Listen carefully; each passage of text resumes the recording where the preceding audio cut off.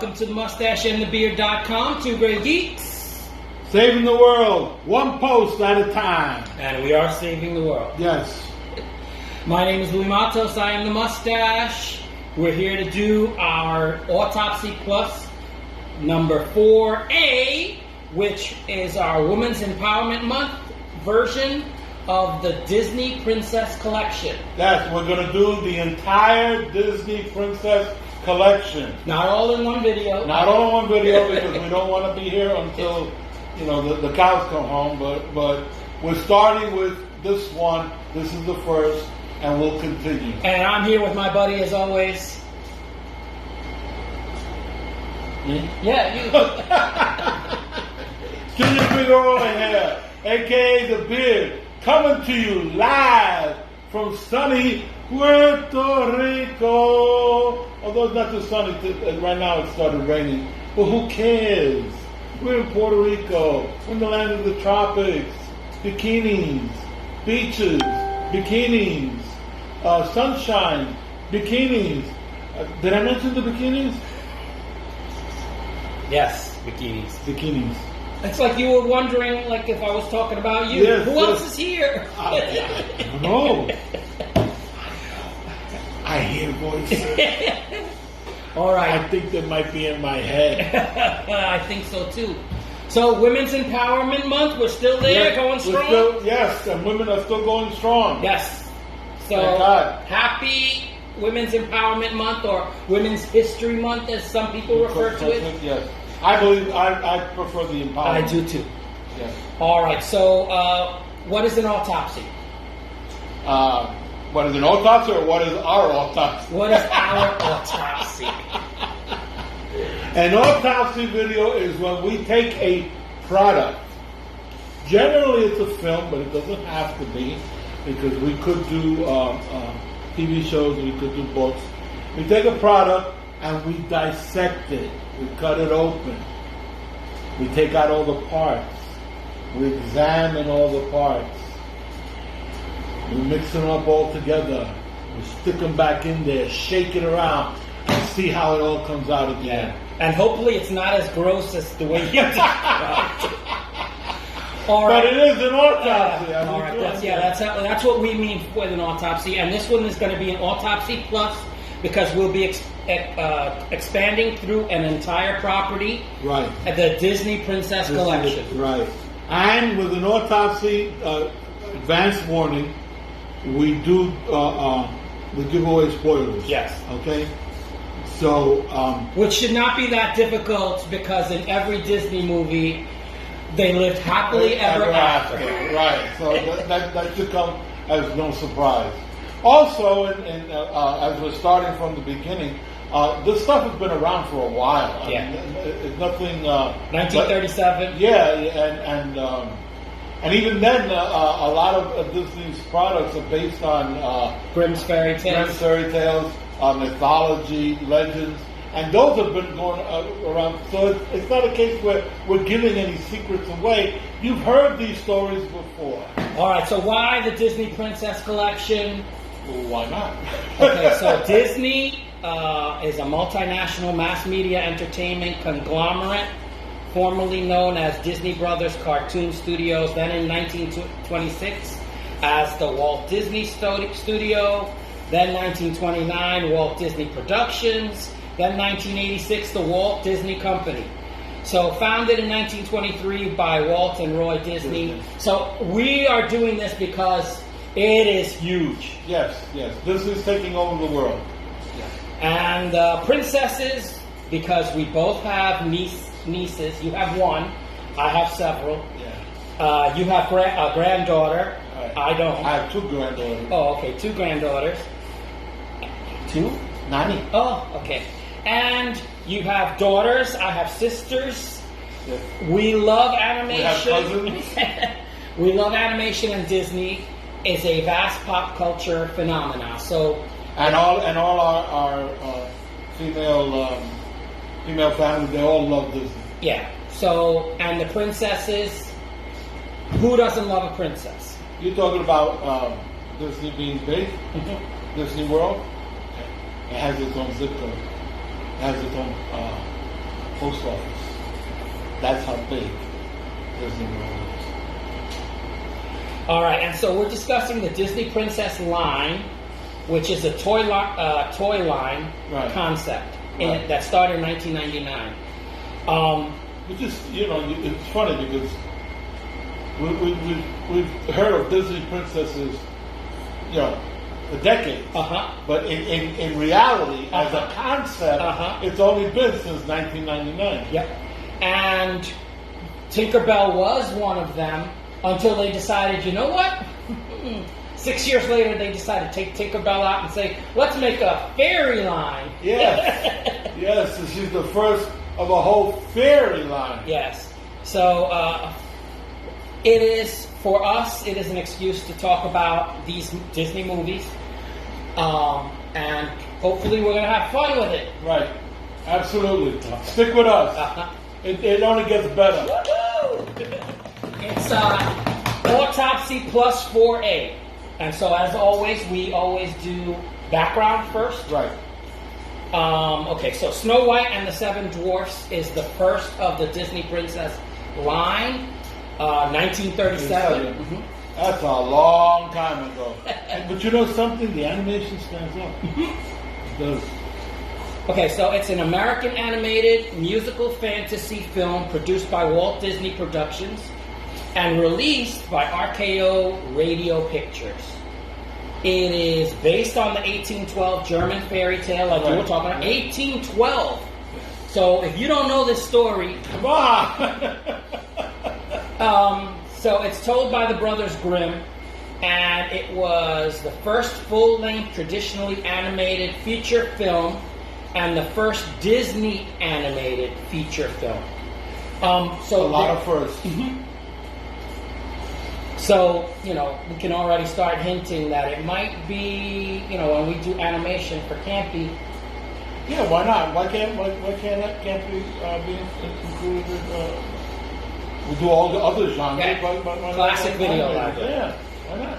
All right, so it was adapted by storyboard artists, and there's a lot of them. I'm not going to mention them all.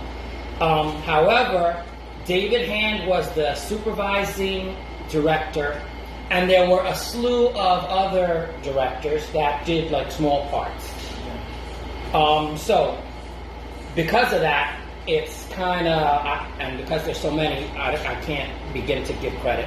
But if anybody who's been to Disney World and has been to the animation studio in Disney World and has seen how these, thank you, I couldn't remember the word studio. That's okay. Has ever seen how these are put together. They show you in small detail how they animate, how these are put together. Now imagine that on a full scale for a 2-hour movie. Imagine how many hands drawing, inking, coloring. The scope of it. The hundreds of cells that it takes. Yes. Imagine the hundreds of people that it takes to put that all together. It would be impossible to give everybody credit, except to say that whoever was involved in it, good job. Yeah. Good job. And then after background, we usually do pre-production. Right. Which on this one is obviously, it started in 1934. June 1934, Walt Disney announced his intent to the New York Times.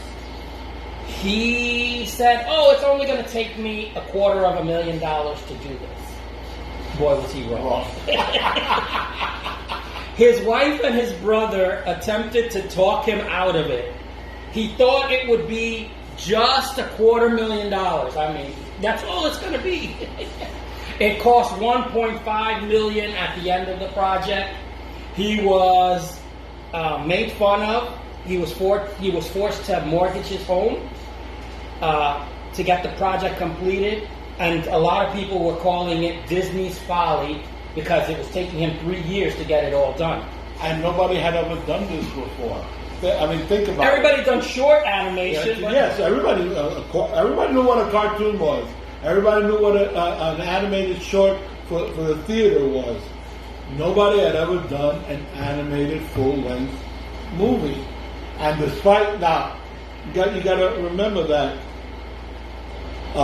Disney Studios, whatever it was called at that time, had a reputation for quality cartoons, for quality animation, but it was a new reputation. Mm-hmm. It isn't like now that when you say Disney, of course. Uh-huh. No, it was new, and there were other studios like the Fletcher Studios that were competing with Disney. So Disney didn't have a top spot. It didn't have a reputation, and it was attempting to do something that had never been done before. I could see him getting laughed at. Yeah. Very easily I could see him getting laughed at. Yeah, and so he took a Grimm's fairy tale, which, a lot of people were like questioning already, why? When you have Mickey Mouse, why are you going to do something else? So the dwarfs were added to this to make it a little more comedic. Right. A little more Disney. Uh-huh. And so he asked his staff, give me names because we're going to make them quirky names. Right. Sleepy. Yeah, so the dwarfs were added for comedic possibilities, and their names were character-driven traits that they could exploit. So, somebody trips, trippy, that kind Sleepy, dopey. All right, so that's the end of the pre-production. That's all that I want to talk about, because there was 3 years of pre-production. 3 years of heartache, 3 years of headache. And his wife being there, it's like, what are you doing? We don't have the money for this. And that was his wife, his brother too. He was getting it from both ends. He went to the office and got it from his brother. Then he went home and got it from his wife. We're mortgaging the house for what? What? So now we go to cast. Right. All right, and these are all voice actors because it's an animated movie. Yes. Now some of them though are apparently well known. So for instance, Adriana Casalati is Snow White. And she has been considered the first actress that's considered a Disney legend. So, because of the voicing of this movie. Lucille Laverne is an actress that did a lot of evil stuff. She was always so she was typecast for her ability to tackle. Harry Stockwell is the prince, who doesn't really have very much to do in this movie. Yeah, it's a kiss. Like, if that's what they're enlisting you for, I think I'd sign up. Yes, automatically. Roy Atwell played Doc, and the reason why he was hired was because he knew how to stammer and stutter a little bit. Yeah. So that's his claim to fame. Pinto Colvig played. What a name! I know. He played Grumpy Sleepy. He is known for also playing Pluto, really, Goofy, and Bozo the Clown. Oh my God! So of all of them, he's the one that's the most famous. Pinto Colvig. Not only that, he also helped raise money for this movie. So he was like an unsung hero. Exactly. Otis, and I made fun of his name. I apologize.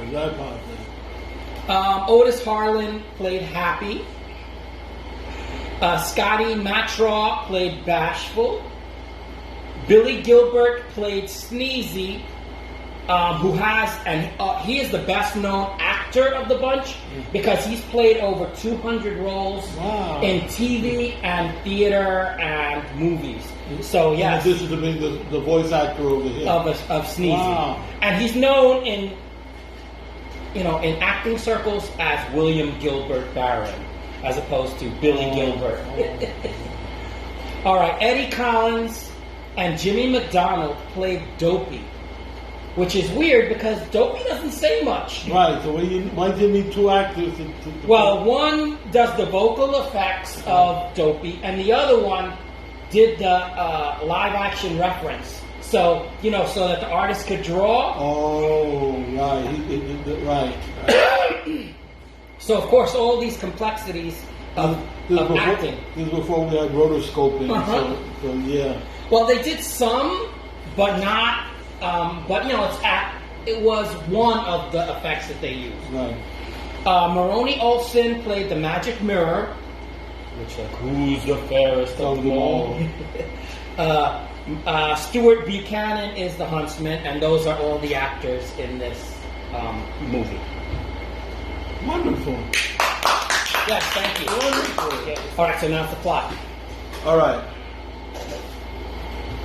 And usually I concede so that you can. Okay.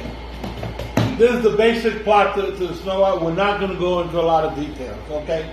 Snow White is living with her stepmother, the Queen, who worries that Snow White may be more beautiful than she is, right? Because she's very into her looks, She's a fashionista.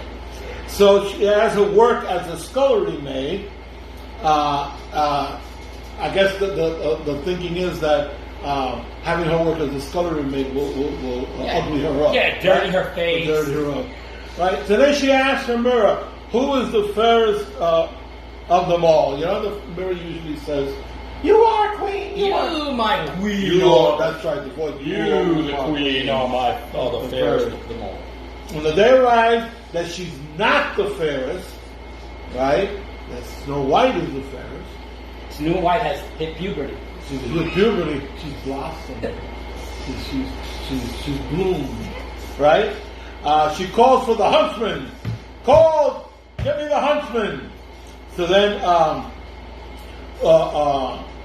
and she's supposed to bring the queen Snow White's heart, which is really kind of. I know, for a Disney movie. Well, for a Disney movie, that's a little on the gross side. Talk about cutting edge. Oh. If I had said that, you'd have given me a look. The husband takes her to the woods. That's a little racy there, but has pity. She has pity on Snow White, and Snow White flees. Not that she has fleas; she runs away. She gets lost, and she finds a messy cottage. And true to conditioning, she starts cleaning the cottage, and she falls asleep from sheer exhaustion. I would be exhausted too. The queen just ordered my heart.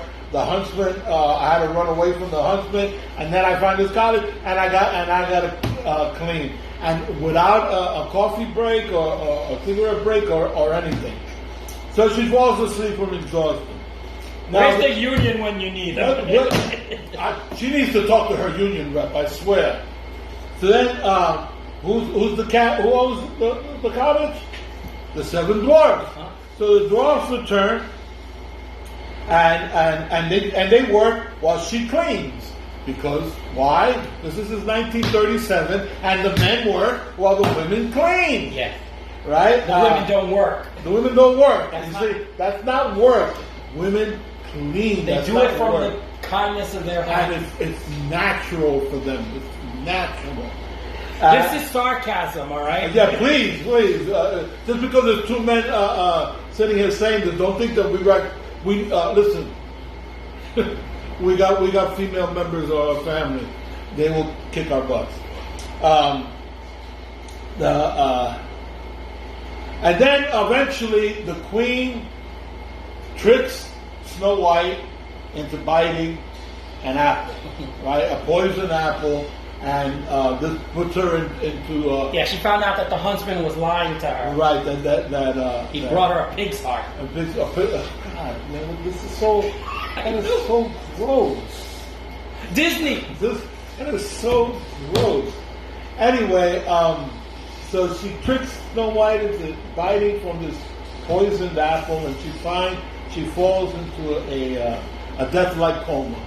Right? I'm assuming it's a death-like coma, but she's not actually dead. Mm-hmm. Because that would make it even worse. And then she's put on display in like a glass coffin, a glass case, and everything. In the center of the woods. In the center of the woods,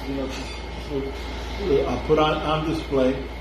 with a spotlight. And spotlight, and the heavenly choir singing, and then in comes the prince, Prince Charming, one of the Charming brothers, because there's a whole mess of these Charming brothers. They're all princes. There's Victor Charming and Paul Charming and Laszlo Charming. Let's not forget Laszlo Charming. So then Prince Charming comes and he sees and of course, what does he do? What does anybody do? You see a body lying in a coffin. In a coffin. Glass. That is glass. And he opens up, and he kisses the body. This is why I'm hoping that she's in a death-like coma and not actually dead, because now we're treading on necrophilia over here. Okay? So he kisses her. She comes back to life, and guess what happens? Da-da, happily ever after. Yay! All right, so we get to reception. So post-production and reception. So the reception, it premiered December 21st, 1937. So right this near means Christmas. a Christmas movie. Uh-huh. Ooh. I don't know if, cutting out the heart and all that is Christmas. Feel good. I don't know if that's feel good. All right, so the budget was $1.5 million. The box office draw was $8 million. Now they say that if a movie makes twice what it costs, from that point on, it's a hit. So 1.5 would be 3. It made 8. This makes it a big hit, a major hit.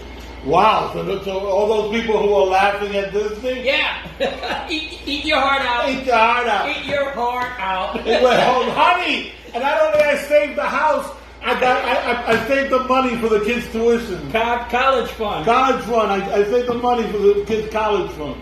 All right. So, and not only that, it played for a full year. Really? Can you imagine that it played for a full year in theaters? That's how popular it was. Because in those days, the movies had a very limited run. Uh-huh. Because until you finished here, you couldn't take it over there. Uh-huh. It isn't like later on that it was released here, in all the theaters. Yeah, and international also. No, in those days it was like you had to play here, and then it moved on. Wow! So it premiered in one theater in Hollywood, received a standing ovation that same night of the premiere. Judy Garland was in the audience, Marlene Dietrich, and Charles Lawton were in the theater, and they stood up with everybody else and clapped. Wow! Wow! Okay. What a pat on the back. Talk about exceptionalism. Oh my God! What a pat on the back for Disney. So this could, I think, could go right into the camping. I agree. All right. We don't have to discuss it. Right. It's the first of the princess movies, and it is. It's the first of Disney's animated movies, right? Yeah. So a week later, after the premiere, Walt Disney and the Seven Dwarfs were featured on the cover of the magazine, the New York Time magazine. Yeah, I've seen that picture. Yes, I've seen that picture. Yes. It is an iconic cover. Yes. And the New York Times said, "Thank you very much, Mr. Disney," in an article. Oh, that is so sweet. Especially knowing how reviewers could be so cutthroat. So, yes.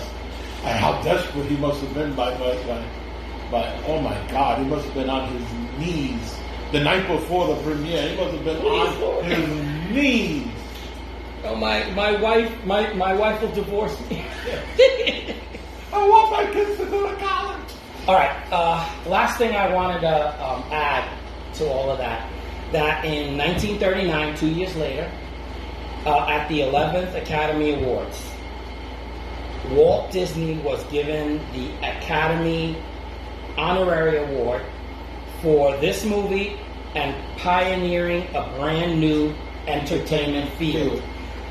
The Oscar was given to him by a 10-year-old Shirley Temple. Wow. Not only did she give him the full-size Oscar, but 7 little Oscars.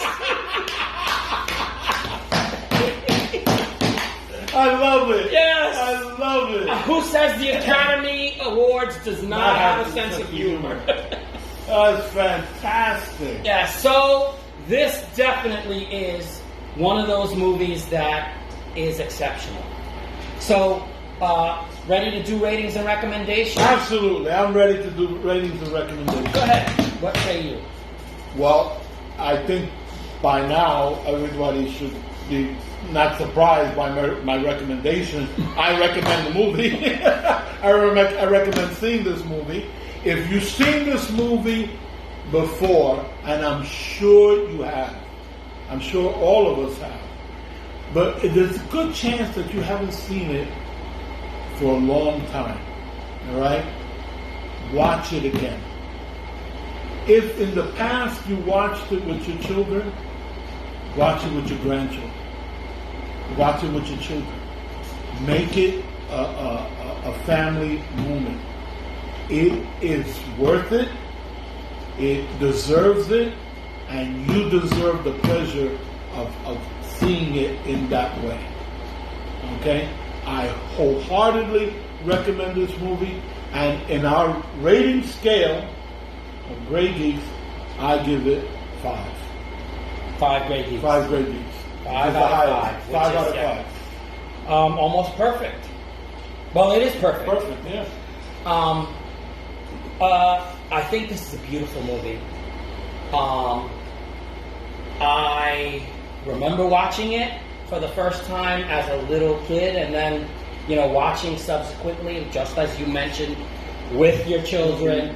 And I have 3 boys, so even though they're boys, they watched this movie with me. No, and they're spread out enough that you probably watched it with your oldest, and then you watched it with your middle, and then you watched it with your youngest. my oldest is 8 years older than the second child. Yeah. And then the second child is 4 years older than the baby. Because I know that's how it's worked out for other things. People end up watching separately with all 3. I'm introducing you as a rite of passage, and this is one of those movies.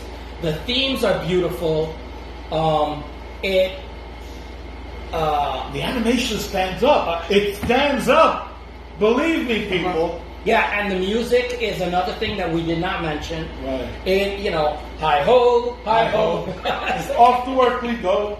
I mean, and then Snow White sings. Yeah. So yeah, it's one of the things that makes Prince Charming fall in love with her. And not besides the fact that she's gorgeous, hot. She's hot. All right, so for me, because it's an animated movie, I'm not sure exactly how to gauge it, but I think it's exceptional. So I gave it 4.5. I don't know why I took off a half a point, other than it's been a long time since I've seen it, and I want to, I always reserve the right to, get better. But this movie won't ever get worse, is in my opinion, because of the fact that it is singular and the fact that it is the first of a line. I look forward for us to continue to doing these princess movies, and so I think that the other princess movies, I know of one that I would say definitely 5, 5, 5, and I just want to be able to. Want to give this some wiggle room, yes. Some wiggle room. I might actually, do a 5.5 like I've done before for Psycho. All right, so I think I think this is one of those movies that you all should watch. It is a high recommend. Yes. Right. And so I look forward to doing more of these Disney princess movies. Wait, but first let's give this movie the applause that it deserves. Yes. Listen, when Time Magazine and the New York Times, say thank you, And this was in 1937. This is a revolutionary movie. Watch this movie and support this movie, because in this day and age, we don't know what may happen. You know, Snow White and the Seven Dwarfs is a racist title, so it may get changed to Snow Caucasian and the Seven Little People Male. Okay, that to be politically correct, you know, that's how it should be changed to, because you know they didn't say Snow Black, they said Snow White, right? And dwarfs is a derogatory term. So watch this movie and support it, because you never know what might happen in this day and age. You have no idea what might happen to it. All right. With that having been said, this is, if this is your first time visiting, you know, we're now to the end of the program. If this is your first time visiting the Mustache and the Beard, please check us out again. We get better. Yeah. No, I think this is pretty good. It's just we're a little punchy now. If you have enjoyed this video, I invite you to subscribe. There's going to be more of them. Yes, we're going to do the whole Disney princesses. And if it goes well, we're even going to do the ones that the Disney princesses that were taken off the list, right? We'll discuss that. We try to make you laugh, as we laugh all the time, in the hopes of entertaining you while we inform you. With our over 100 years of being geeks between us, I'm not 100 years old. Yeah. I may look it, but I'm not 100. If something we've said has stirred you to make a comment, please do so. Tell us what we got right or what you might think that we've gotten wrong. We thank you for watching always. Please share this video. My name is Louis Matos. I am the Mustache. I am Junior Figueroa. I be the Beard. We say see you later. Hasta la vista. Take it easy. And peace.